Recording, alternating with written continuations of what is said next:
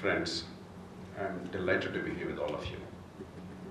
I don't want to make it a very formal lecture, but a little more interactive and conversational, if you all don't mind.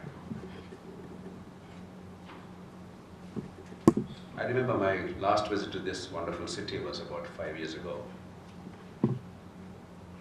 to meet late Justice Krishna. I then constituted a team of outstanding jurists of India, men of great distinction, in order to make some sense of the judicial appointments in the country. I requested Justice Venkatachalaya, former Chief Justice of India, Justice Jayaswarma, another former Chief Justice, and Justice Krishna. Undoubtedly, in the past 40 years, these three are among the most respected legal luminaries of this country. It is on the basis of their work that I pushed this Judicial Commission for appointments of judges in the higher courts of the country. And I kept both the ruling party and the opposition involved at every stage. And that's how the 99th Amendment to the Constitution took place. But then, of course, the Supreme Court overruled that. They struck it down, in my judgment, in a self-serving manner. But that's another story. That is the nature of institutions in the country. You go one step forward, sometimes you have to retreat. But in time, our hope is that institutions do improve. So as I was landing in the city, I was remembering all those days when we worked very hard for about 10 years to try and bring some sense to judicial appointments in the country.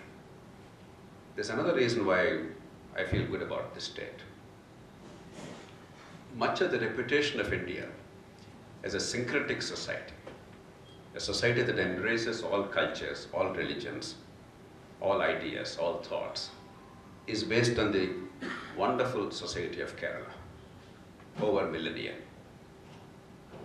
Whether it is the work of Shankara or embracing Christianity within years after Jesus Christ's crucifixion, or Islam coming into this country within years after Prophet Muhammad proclaimed the faith. This land has been a beacon of hope, a magnet for all ideas, embracing all cultures and synthesizing them. And from our own indigenous tradition, Kerala has been a remarkable success story in preserving the best of our past, our music, our dance, Ayurveda. Nowadays, I'm told that is one of the engines of tourism in this state. The temple architecture, the flight in which I traveled from Hyderabad this morning was full of people going to Sabrimala. I understand this is the season for the Sabrimala pilgrims. And the preservation of nature, and somehow finding that balance between modernity and the best of tradition. I salute you, this society and your state for the fantastic contribution to our culture, our civilization. I always think, and I say publicly, that the most successful example of social engineering in this country, remarkable social reform which actually succeeded, not merely in the realm of ideas, but in translating into reality, was that of Narayana Guru. I can't think of another great example in this country of society being transformed during a generation or two. And Kerala, through its remarkable work in human development, continues to hold out hope for the rest of India.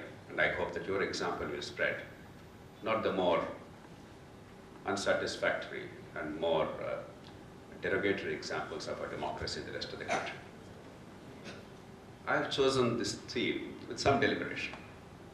Sarah more or less prepared the ground for that, so I don't have to go into detail. We all recognize that the experiment of democracy, when we embraced it, was quite an extraordinary one. It's easy for us to think that it's a normal thing and a natural thing, but it was quite extraordinary because there was no other country which dared to dream of democracy and universal franchise without any serious experience in self-governance, not in the immediate past, maybe 2,000 years ago, maybe 1,000 years ago in the Chola era, Uttaraviru inscription, etc. But otherwise, no serious immediate experience in self-governance for about 1,000 years plus across the country, with enormous poverty, with a very high level of illiteracy. It was unthinkable that a society would embrace universal franchise overnight. But our leaders, some of the finest that you could find in any country, they decided that that was the best thing for us, and we are lucky for that. And that faith certainly paid dividends. If you go by the standard characteristics of a functioning democracy, the School of Comparative Studies would certainly be doing work of that kind. I'm sure people like Myron Weiner, they talked about the 4 postulates of a functioning democracy. The first is competitive elections. You only have to look at Zimbabwe or many other countries which claim that they are democracies, and then see how we have been always a competitive democracy. Our elections are fiercely competitive, perhaps the most competitive in the world. The second is political freedoms. Nobody can question India's commitment to preservation of political freedoms. There was, of course, a dark period of emergency between 1975 and 77, but that was only an aberration, luckily. Then the elected government actually is an authority. It's not a coterie or a junta or some traditional group, extra-constitutional group. It always has been the elected governments that held sway in this country. And finally, the winners do not punish the losers. There are many so-called democracies where the winners lock up the losers, put them behind bars, and the price of electoral failure could be catastrophic for the individuals concerned. India never was in that category. Therefore, Myron Weiner categorized us very firmly as a functioning democracy, and we are proud of that. And in my judgment, there are 2 extraordinary achievements of our democracy in the past 70 years. We don't adequately celebrate them. There is no other country on earth which has ever been able to, not only now but throughout history, ever been able to integrate 22 full-fledged languages into one nation. The travails of our neighboring country, the tiny neighbor, a wonderful country, Sri Lanka, where they could not assimilate 2 languages, and 3 decades or 4 decades of strife and bloodshed is an example. Only now that wonderful country is recovering from that very painful period. Look at a country like Belgium, a very civilized, modern European nation. They have only 2 languages. The Flemish people speak the Dutch language, and the French-speaking people, they constitute a minority of about 40–45%. Every time an election is held, a government cannot be formed because these 2 groups are not able to come together. That includes now. It's a tiny country. It's smaller than our smaller states. And despite that, they're not even able to form a government. Or go to almost any other country. The remarkable ability, felicity with which we could integrate this nation, despite this extraordinary linguistic diversity, is a tribute to both our constitution and the constitution makers and the early leadership, which had the wisdom and the vision to look at it in a harmonious manner. The second great accomplishment is much less celebrated because it happened in the past 30 years. I'm sure many of you recall the large number of struggles that many non-Congress parties waged in order to ensure that a truly federal structure emerges in this country. There were many conclaves, and this state, for instance, was the first state that became a victim of abuse of power by the Union government in Article 356 way back in 1959. So all of us were very deeply concerned about this sway of the Union at the cost of the states. But in the last 30 years, a remarkable change has taken place. Today we've become a truly federal country. India is in fact the only truly federal country newly established in the post-Second World War world. You cannot think of another country in the world which successfully built a genuine federation in the past 70 years. The federations that exist, they pre-existed in the Second World War, before the Second World War. You take Germany, you take Australia, you take Canada, you take United States, of course, you take other countries. India is the only genuine federal republic that emerged as a federal republic with authentic division of powers between the Union and the states, which are real, which were not real in the first 30, 40 years of the Republic, but which are real today, in the past 70 years after the Second World War. These are great achievements. We need to celebrate them. But having said that, we must also introspect. Sarah put it very beautifully. Considering the potential that we had as a country, what we have accomplished is far short of what is possible. It requires painful introspection to realize that.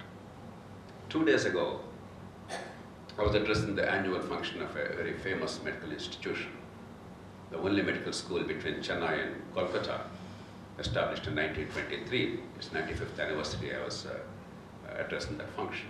And I was remembering, in 1923, when that institution, for instance, came into existence, outside of Japan, India was way ahead of the rest of Asia. In education, in medicine, in academics, in science, and technology. You name it, India was far ahead of the rest of Asia, excluding Japan. Today, you look at almost any field, I don't think even the most die-hard flag-waving patriot can claim that India is far ahead of the rest of Asia in almost any significant sphere. My friend Shashi Tharoor, who gave the first lecture here, he writes very feelingly and speaks very feelingly about the way the British have decimated this country. Well, 95 years ago, we were far ahead than today. If that is the explanation why India is lagging behind, I suspect the evidence is simply not satisfactory. We haven't done the things we could have done as a country. Considering the base, considering our potential, our performance is far short of our potential. Let's take a few things so that there is a rational approach to this issue. To my mind, there are 4 purposes of politics, apart from the obvious theoretical things. We need politics and political parties and political activity for 4 reasons. 1, it must encourage the best and brightest in society to come into public life so that the collective good can be pursued by these people, not only the individual good, because each of us will pursue our individual good, our private good, our family's good. That's our right, that's our responsibility. But unless some people take care of the larger good, the public good, that country will be poorly organized. Politics is a platform to bring the best into public life. The second is the ability to allow the best to rise in public office through ethical means, not by any means, through ethical means. Because if the means are suspect, then certainly the ends will be disastrous eventually.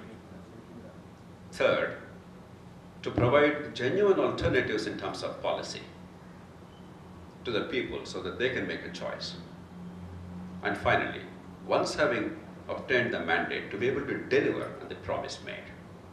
These are the 4 practical functions of politics. To be truthful, on all these 4, we haven't measured very well at all. Except by fortuitous accidents, occasionally some good people are encouraged to enter into public life. They find it hospitable to join politics. In general, it is the haven of the people with money, with pedigree, and with patronage. Oftentimes of criminality. I noticed that some of your lingo, I think, talked about criminality, etc. Is it lingo? In one of your lectures? Decriminalization. So, it is these people that find politics a haven. And even if good people do find admission into politics occasionally, almost always their rise depends on illegitimate means, not ethical means, for no fault of theirs. It's a systemic problem. And we hardly offer alternatives to people. Your own state is a great example. 2 mighty coalitions alternating in power, relatively better politics by contemporary Indian standards, and yet, truthfully, I don't think there's a real choice between these 2 alliances here in terms of public policy. It's just who is in power rather than what actually happens in power. There's no clear articulation of alternative policies. And of course, despite the promises made, we never have delivered to our people what we are capable of and what they deserve. The current dispensation is a classic example. The hopes roused in the country that there is a change in the offing, and increasingly now there is a disappointment setting in. It's not unusual, it's a very common pattern of our country. So we have failed in fulfilling the basic tests of politics. 2, the purpose of the government is well established. It's about ensuring that there is a modicum of rule of law, public order, justice, and rule of law. Not merely order at any cost, but rule of law. The fact that the Vice President comes here yesterday and the whole city is in pell-mell does not indicate that there is rule of law in our country. We don't have to go far and look at some fancy, grand things. The Vice President, by the way, is a personal friend of mine, so it's not about X or Y or Z. It's about the way we conduct ourselves. There's no rule of law in our country. It's a myth. The other day, I was hearing of a case in Odisha. There was a complaint in the police station that X murdered his wife. X was promptly arrested. A body was identified. And they extracted a confession from him by torture that he indeed murdered his wife. He was incarcerated. Months later, they realized that the lady never died. She was perfectly healthy and alive. And he never laid a hand on her, and yet he confessed to murder because of torture. Now they're trying to figure out what compensation for 50,000 rupees is what the court ordered. That's the price of liberty in our country. And they're trying to figure out what to do.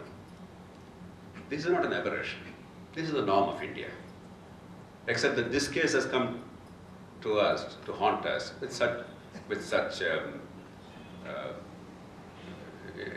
in a stark manner, so that we cannot really ignore it. But that is the pattern of India. The conviction rate in India, in criminal cases, without confession, is under 10%, 6 to 8%, one of the lowest in the world. In every other case, it's a confession that leads to conviction. And of course, the pendency of cases, the 27 million cases pending. But more important, the missing cases. Millions of people never go to courts in this country. Even you and I, just think of ourselves. As a general rule, we never go to court. And now, if you go to a good lawyer, there's a very fine senior advocate sitting here. If you go to him and ask for advice, he said, don't go to the court. Don't waste your time, don't waste your money, and don't get the heartache. Somehow resolve the issue. So we suffer and swallow injustice silently, or resort to extra legal means, oftentimes, either using influence or try and get brute justice through force. But this is not rule of law. That our society is still peaceful is true. We are still relatively crime-free, it is true. But it's largely because of society. Our families are strong, still social controls operate, and therefore we are lucky. But this luck will not hold forever. With increasing urbanization, with increasing immigration to cities, with increasing impersonal lives, non-agricultural economy, you cannot forever hope that somehow the social controls and family controls will hold the society together. Infrastructure. I was doing a survey the other day. There are 49 countries which are relatively large, more than $200 billion GDP or so. I was looking at all parameters, per capita, power consumption, water availability, quality of water. Lakshmi was here, I think she also did this work, probably when she was there interning with me at the time. But we are sort of trying to update that. Sewerage system, sanitation availability, garbage disposal, stormwater drainage, you name it, all infrastructure. And then of course education, literacy, quality of education, outcomes, healthcare, all the indicators of health and so on and so forth. In almost all parameters, out of 49 countries, India stands somewhere near 46th or 47th. Unfailingly, in almost all parameters.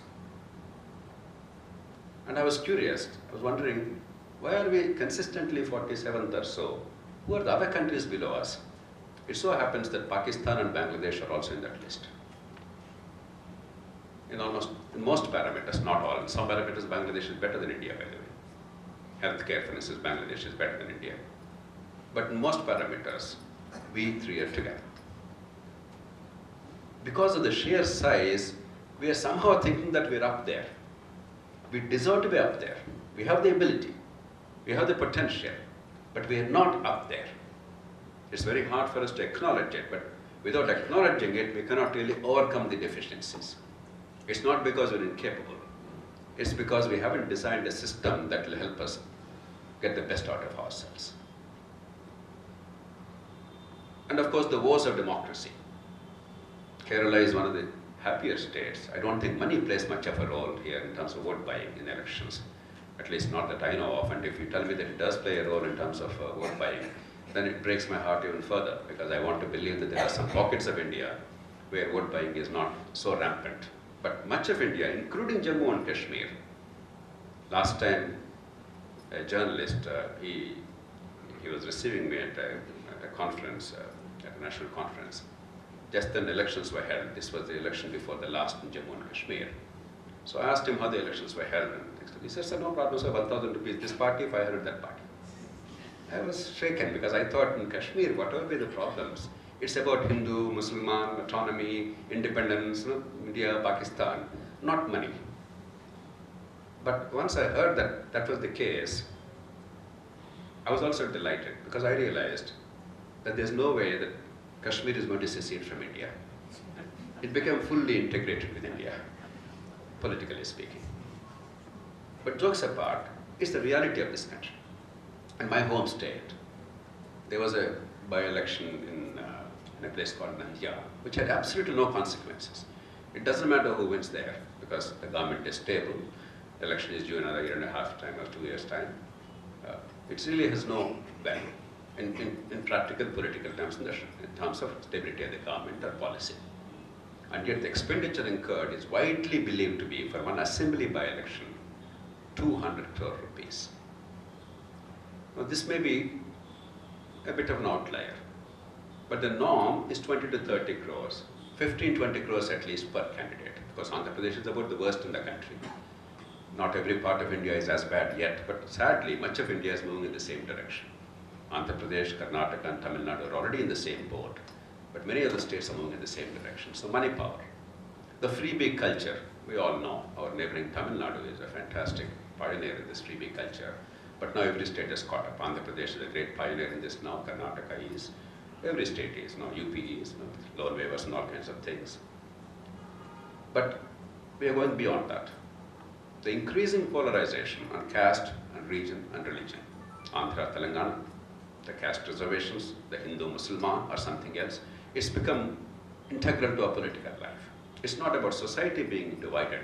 It's about politics dividing society for short-term political gains, because that's the best way to obtain the vote in a fractious country with primordial loyalties.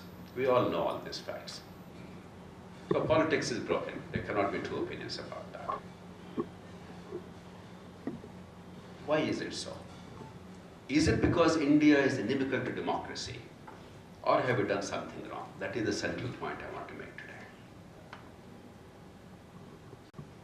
Students of science and technology, they tend to be very optimistic. I'm a great optimist, by the way. I'm an incorrigible optimist, one of the greatest optimists of this country in the past 20, 30 years. And we tend to view everything based on evidence and logic. And once you come to a rational conclusion, presto, the problem is solved. That's it. It doesn't make any sense that the solution is not implemented. And that's the kind of rigor I bring to my work. Throughout my life, I brought that to my work. But sadly, what we tend to miss, the students of science and technology, is that the attitudes of a society are shaped by the institutions prevalent in the society. And unless those attitudes are altered by institutional restructuring, a society may not be always able to get the best out of democracy.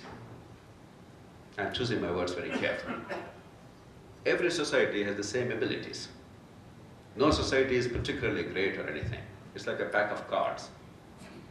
If you play enough number of deals, you may get a strong deal this time, a weak deal next time, but on balance, they all even out. Only thing is, The strengths of a society may not be the same as the strengths of another society. But each society has some strengths, some weaknesses. We have our great strengths. And we have some weaknesses too. Just as other societies have strengths and weaknesses. For democracy to work, unless you build institutional capability to overcome the weaknesses and make conditions conducive for democracy, the mere fact of voting and shouting, she borrowed my oft-repeated expression in recent times, I keep saying, we reduced our democracy to voting and shouting, obstructing. And Kerala is a fantastic state, no, Rasta Roko, Ban, no, you invented it all. That matters went to courts, and court had to say whether Band is a legitimate right or not. I must also go on record to state that I don't think Band is anybody's right. I don't think obstruction is anybody's right. In a democracy, you have only two rights: the freedom of expression and organization, peaceful protest, non-obstructive forms of protest, and two, the vote. There's no other means for transformation in democracy. But we reduced our democracy to vote and shout. It doesn't work. But it's not peculiar to our democracy. We often forget, when you look at other societies, that they went through a transition, oftentimes a long and tortuous and painful transition. Take Britain. Magna Carta, only now, 2 years ago, we celebrated the 800th anniversary of Magna Carta. 802 years of experience, tortuous experience. It didn't happen overnight. 1215 was the first time in modern history in the world, or at least medieval and modern history in the world, when the king's powers were consciously subjected to certain specific limitations, and a contract was drawn up between the nobles and the kings. But it didn't work overnight. Immediately the king went back, his son came to office, his son tried to dither, but eventually he had to accept. But even that didn't work immediately. Centuries passed with some kind of an equilibrium. Equilibrium was broken. Then came 1688, the glorious revolution, and much more sound footing. This notion of rights of people, the Bill of Rights, was accepted by the society. But again, subsequently, things happened, Cromwell and all kinds of things. And then, as late as 1860s and 70s, British democracy, in some respects, was in disrepair. Then came Gladstone, and he brought about institutional change, because Gladstone believed, a great liberal that he was, that the purpose of a government is to make it easy for people to do good and difficult to do evil. Because he understood exactly what governance is about, what institutions are about, he built them brick by brick. He served for 4 terms as the Prime Minister intermittently between 1868 and 1892. And by the time Gladstone left office finally, the foundations of truly modern Great Britain were laid. We assume that all this happened in a jiffy, like a film song.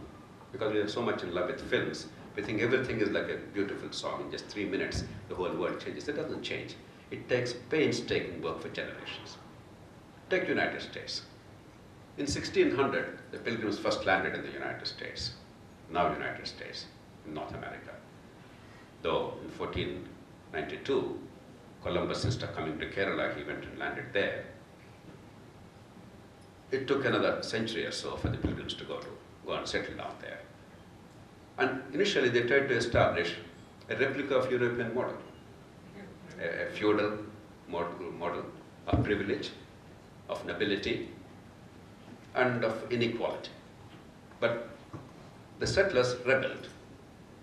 And the first foundations of democracy were laid in 1619 in the state of Virginia, now the state of Virginia. In those days, there was no state of Virginia in those colonies. They rebelled and said, this is the way it should work. Then slowly the colonies emerged, 13 colonies. They mastered the art of self-governance first locally, and then in each of the commonwealths, what we now call states. And eventually in 1776, they had the Continental Congress, in which they declared independence. And then, of course, the War of Independence, and then the Constitution making. Even then, with some 400 years of experience, 1619 to 2017 is 400 years almost. Despite that, they still elected a Donald Trump as president. That is democracy. It takes generations to build institutions, constantly perfecting it, correcting it, so that the incentives for the stakeholders, the voters, the candidates, the parties, the bureaucrats, the institutions of state, they are all aligned right, that they are in consonance with the larger public interest. It is the logic of nature that power will be abused unless there are institutional underpinnings. Every society did that. We thought somehow, because our leaders were wonderful human beings, imbued by the Western culture and ethos, they embraced liberalism in the West. And they were truly men and women of great sacrifice and distinction. They assumed just because we had a lovely constitution with the right to vote and the right to shout, everything would fall in place. It's not unnatural that it didn't fall in place. So we should not be alarmed that things didn't work out the way we all hoped for. We should figure out what is it that we have done wrong, how do we set it right. I would argue that the initial conditions when we embraced universal franchise, while some of the conditions were good, some of the conditions were not conducive to a wholesome development of modern democracy. And our leaders failed then, as our leaders in society are failing now to understand these conditions and setting them right. That is the heart of my presentation. First, there is tremendous asymmetry of power. There is no democratic country in human history where there is such an incredible asymmetry of power between the ordinary citizens and the holders of public office. Even today, in most of India, if you're sitting in Kochi in Kerala, it's hard for you to look at this, this is not your experience, but think of India today, even today, and think of India 70 years ago. Even today, 90% of the people of this country are weaker economically and much less influential socially and politically than the lowliest of government employees. Let me repeat. 90% of the ordinary people of the country are weaker economically, less stable, less secure in terms of earnings, and much less connected politically in terms of influence and accessing power than not the officials of government, but a clerk in government, let us say. There is tremendous asymmetry of power. This asymmetry of power and democratic accountability do not go together. It's absurd. We have to build institutions to make that accountability happen. We presume just because there is democracy, asymmetry and accountability go together. They don't. And without accountability, there's no democracy. It's a myth that democracy is inevitably reduced to vote and shout. That's exactly what happened. Again, because I'm in Kerala, it's much harder for me to make this case. Please think of India. How hard it is to get a thing done in a government office. From getting a ration card, to a pension for an eligible person, to getting a land record, a copy of a land record, to a registration of land or some other property deed after paying hard-earned money, a lifetime's earnings, to get registration, or to get property tax assessed, or to get house building approval, plan approved, or to get a water connection or power connection in much of India. How many times you have to make a trip? How many times you have to see whether you know that fellow or not, whether you know that fellow's caste or not, whether he takes a bribe or not. If he takes a bribe, through whom should I reach that fellow? This is what goes through the minds of people. In much of the democratic world, these things don't exist. Things happen in a jiffy, routinely. There is just no problem. But in India, that is absolutely not taken for granted. And that has led to consequences. Our leaders, instead of building accountability systems to deliver services, they have taken upon themselves the responsibility of being intermediaries. Not to deliver because they were not empowered to deliver. Our system did not give the elected legislator the power to deliver. But they decided that they would be intermediaries because during freedom struggle they built a vast reservoir of manpower pool in every village. These workers were there during the freedom struggle. They utilized that machinery to become an army of parallel bureaucracy, unpaid, powerless, and yet acting as intermediaries, so that there is some solace, some relief to the ordinary citizen. Even today, in an average assembly constituency in a large state in India, for a party to be viable, you have to have about 200 or so political workers operating all the time, not during elections, all the time. Now, during freedom struggle, it's understandable that your emotion, your love of the country, and your anger against an alien ruler, all that motivate you and you sacrifice, particularly in an agrarian economy. But in this day and age, how will a political worker work for somebody else's house building plan approval or water connection or power connection? How does that fellow survive? We are still a poor country in a large measure. And if a political party doesn't have that machinery, that apparatus, within that party is not viable. We all know that. We never understood what to do about this. We're pretending this problem doesn't exist. We are throwing the blame on the political parties. And of course, they're rotten to the core. I have no brief for the political parties. But they're also victims of a vicious cycle. To sustain these 200 workers in an assembly constituency, typically it costs about, at the very least, 10,000–15,000 rupees a month, 25–30 lakh rupees a month. Between elections, I'm not talking of election time. Somebody has to pay for that.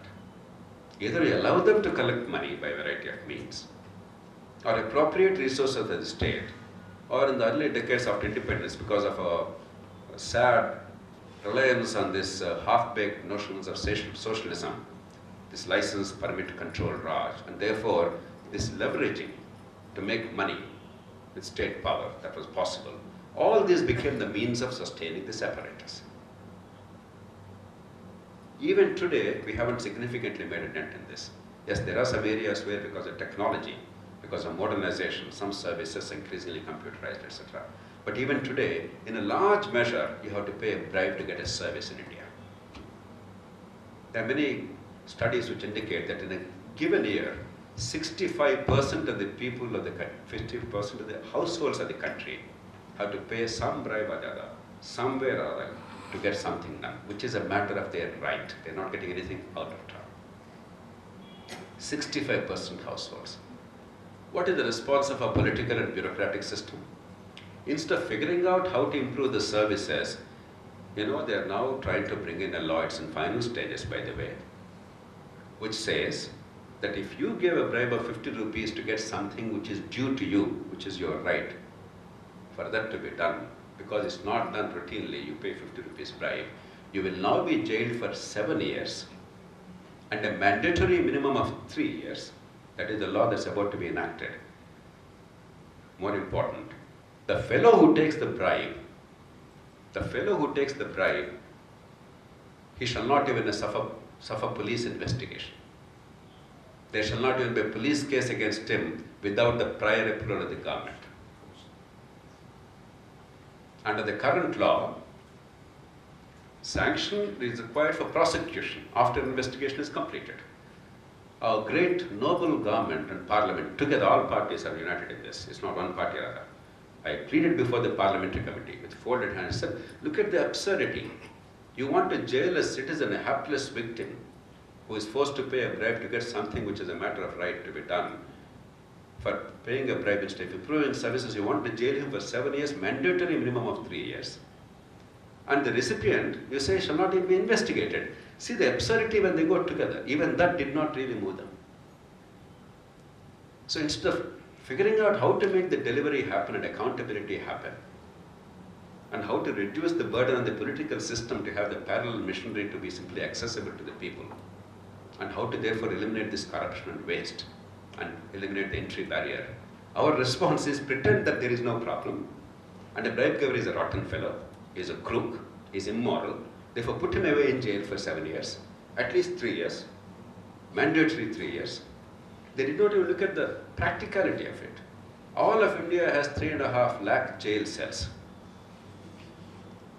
In any district, in any year, if 65% households are paying some bribe or the other, a district typically has, let's say, 25–30 lakh population in this country, about 5–6 lakh households. Typically, 3 lakh households are paying a bribe in a year at the very least.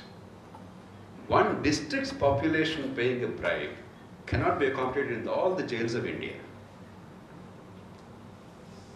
And yet that law is now about to be in the statute books.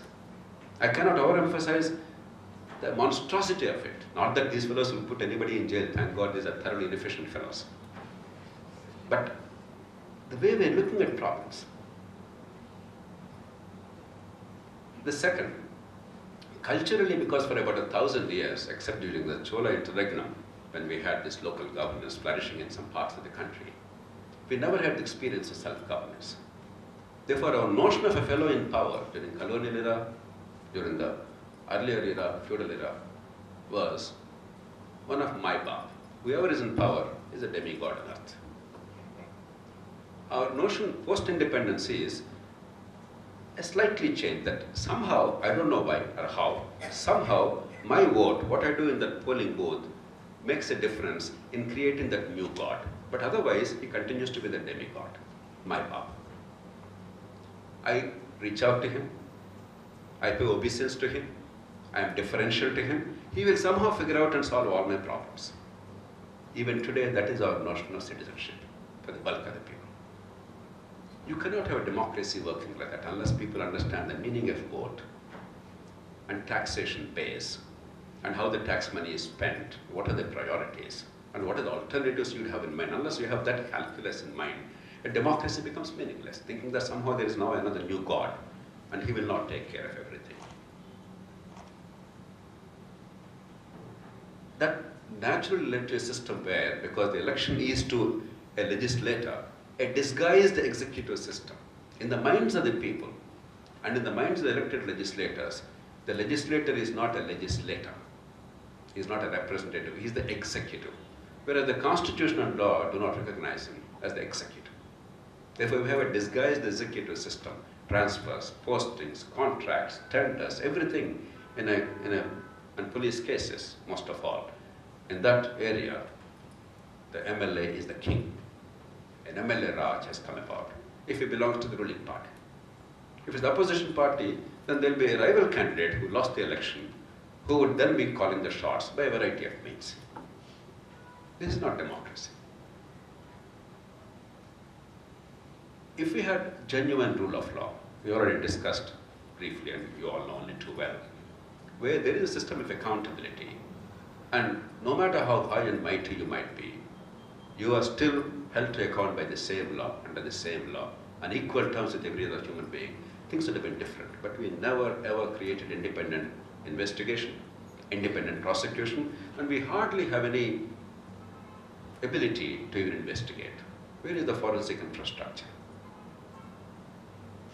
Take Sunanda Pushkar's case. Now, I have no knowledge of what happened. Shashi is a friend of mine. It's not about the merits of the case, I know nothing. What strikes me as very odd is, in a case that became as notorious as that, in Delhi city, in the nation's capital, it took a full 365 days to do DNA analysis. Anywhere in the world, in a self-respecting country, it takes 4 hours to get DNA analysis in this day and age. In the nation's capital, in one of the most talked about cases, it took 365 days, and not one newspaper, not one political party, not one serious police officer ever said, why the hell is it so?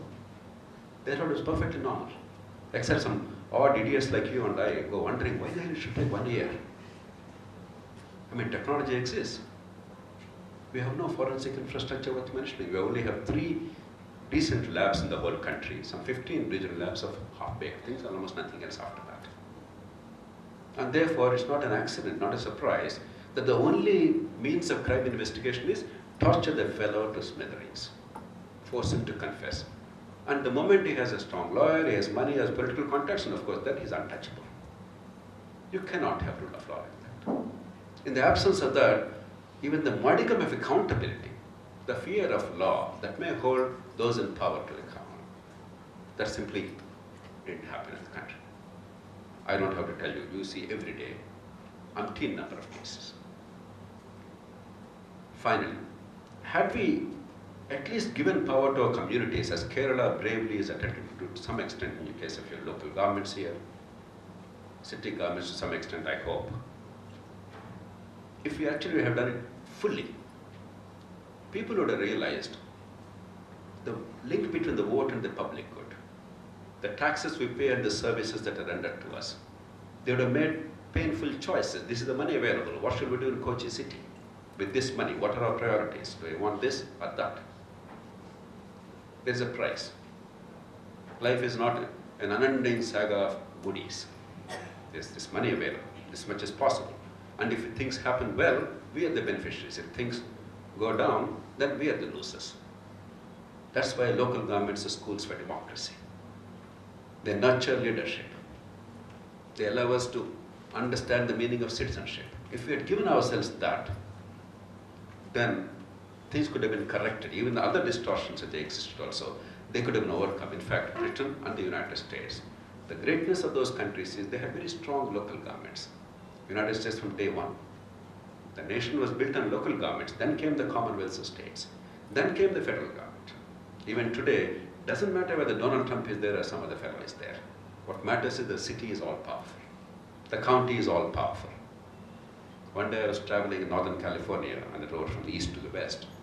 To the north of the road is the city of Sunnyvale.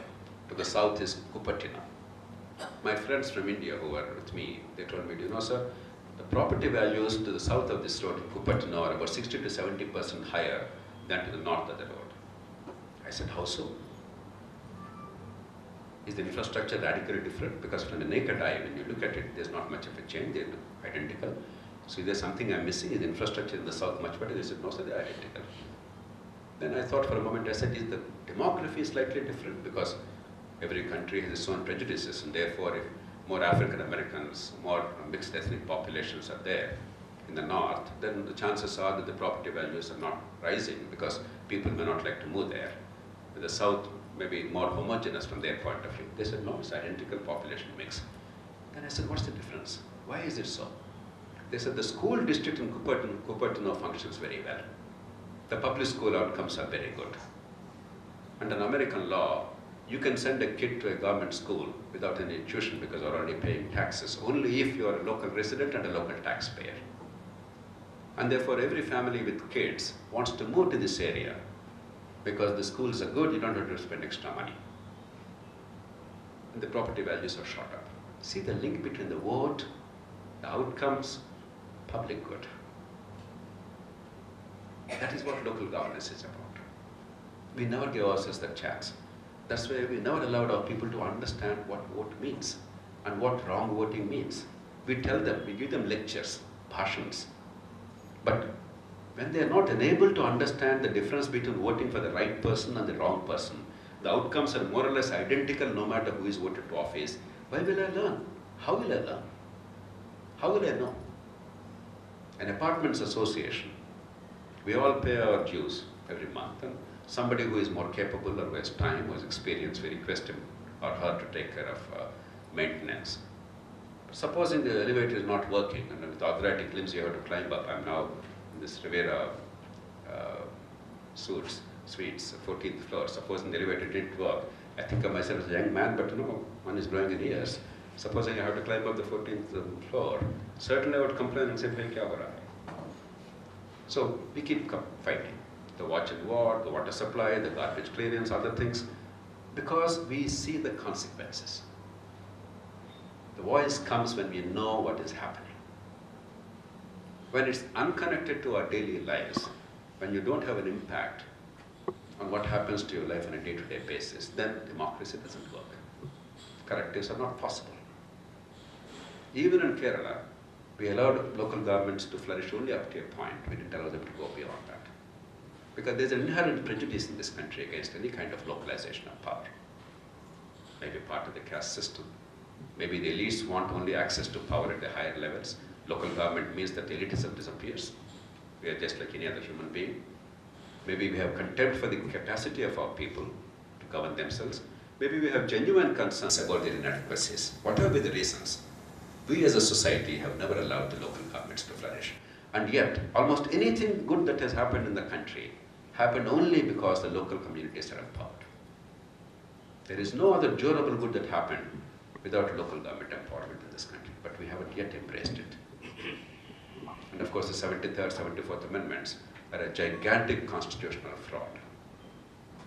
They created overstructured, underpowered local governments. The American Constitution, when it was promulgated, it had 4,700 words. With all the amendments, 200 plus years, it now has 7,400 words. Our 73rd, 74th amendments, the whole chapter 9A, has 7,700 words.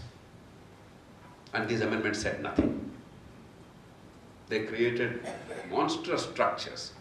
Delhi, through constitution, tells you how your village panchayat should be elected. It doesn't tell you what the panchayat should do. Beautiful. It appears to have done something great, nothing is done. And then we added a chapter 9B, how you should run your cooperative in your Kasaragod or Kochi or Ernakulam. Only in India it's possible that the constitution prescribes what locally you should do, nowhere in the world. Once the initial conditions were not addressed, I traced 4 initial conditions. The consequences are inevitable. Because services are not delivered, I will quickly sum it up. Because services are not delivered, if you are elected, the citizens have only one option, because that fellow comes to me for vote. Therefore, I have some lever.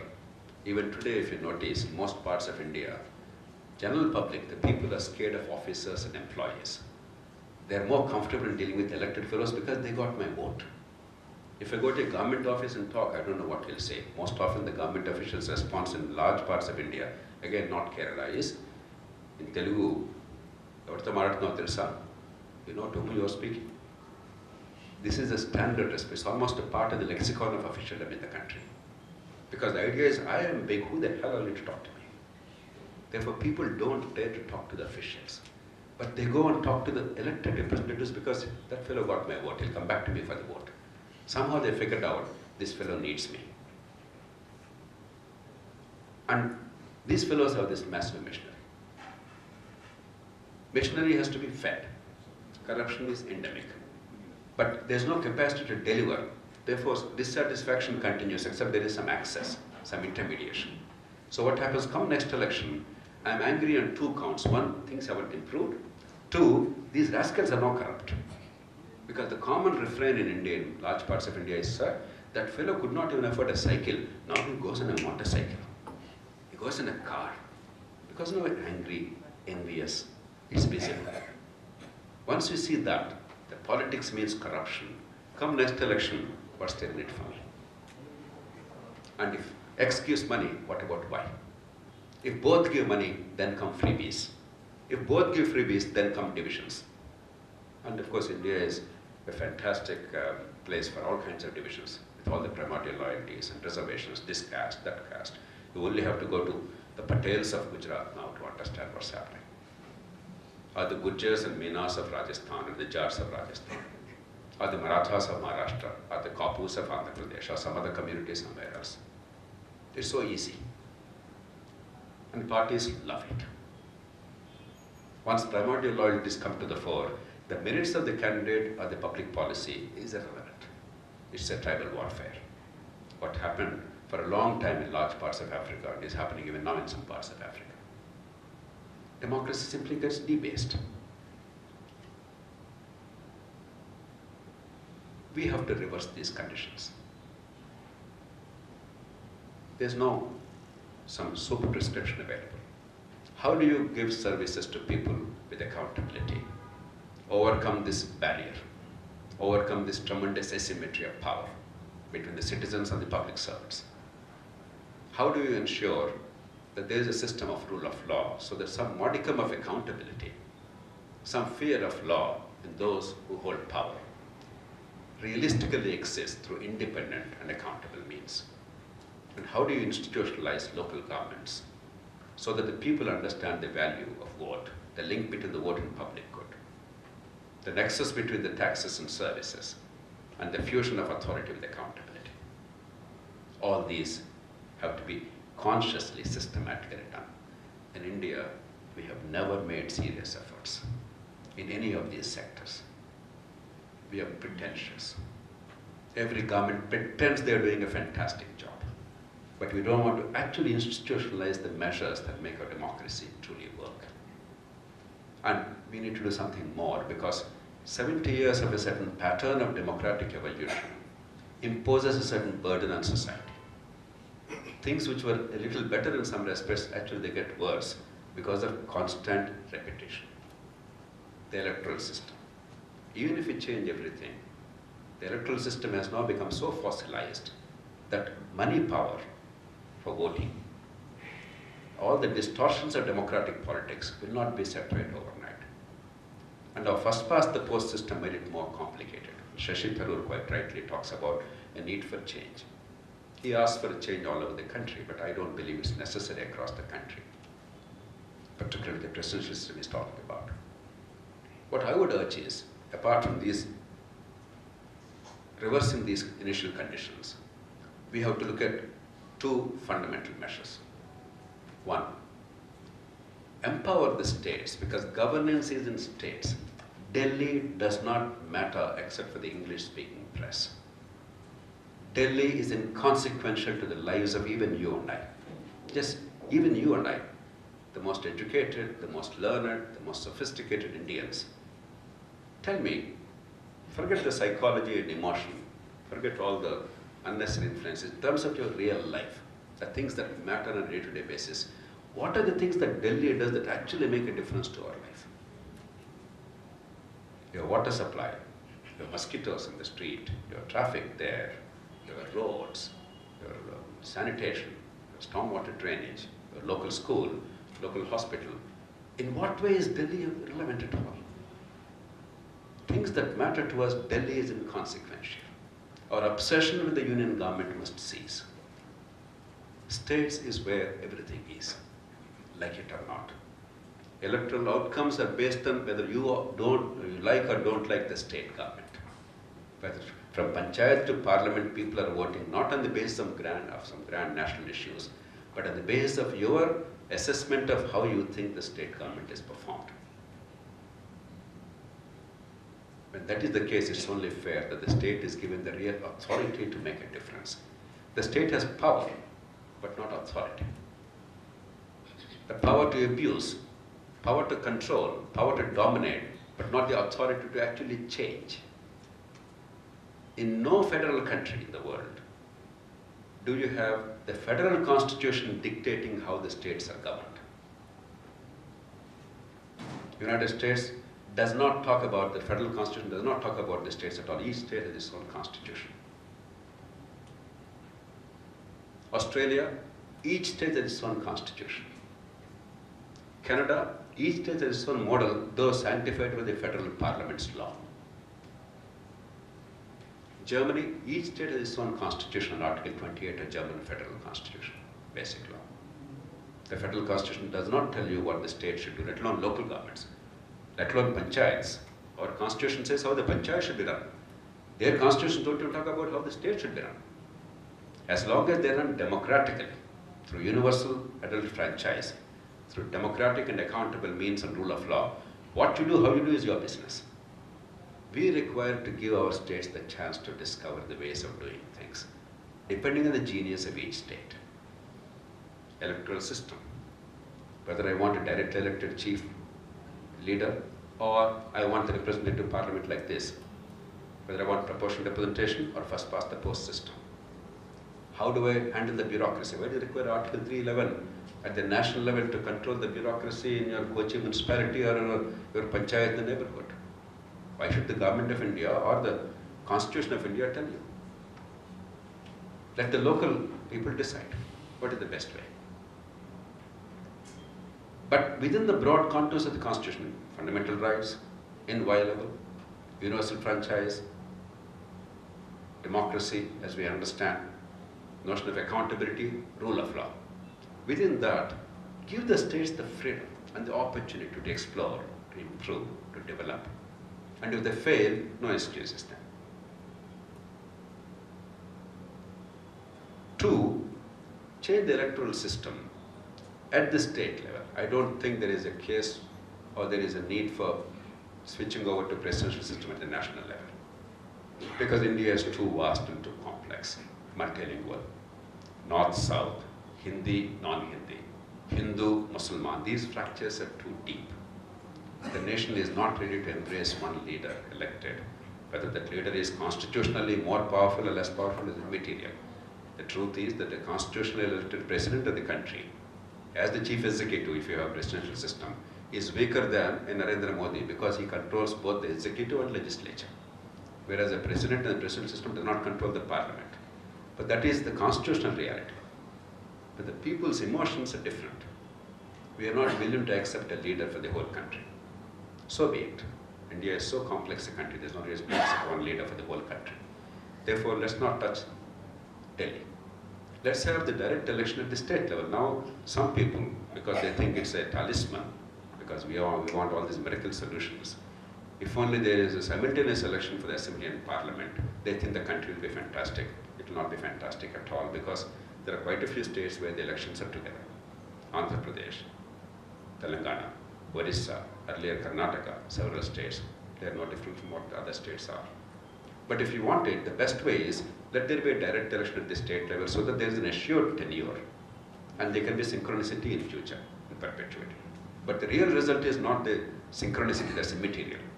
Real result is that you are not stymied for talent. You can pick the best talent in the state to be ministers. Bureaucracy will not be afraid of legislators on a day-to-day basis that transfers postings, this whole industry in the country that's happening. Rule of law will not be vitiated. Contracts, tenders, everything will not be decided for political vagaries, for survival. And local governments can be empowered greater because the MLA is now the biggest enemy of local governments because MLA sees a threat in local governments. For all these reasons, it's worthwhile trying. And switch over to a system where one vote doesn't matter. In our system today, you get one more vote, you win. You get one less vote, you lose. And once you have that kind of a desperation of the first past the post system, money power, extraordinary stakes in politics, they continue to rise. That's why 30, 40, 50, 100 crores in an election, in a constituency.